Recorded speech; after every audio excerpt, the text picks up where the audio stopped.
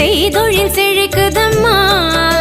சிந்தை மகிழதென் சிந்தை மகிழுது, செல்வாக்கு பெருகுதம்மா, வாழ்வில் செல்வாக்கு பெருகுதம்மா.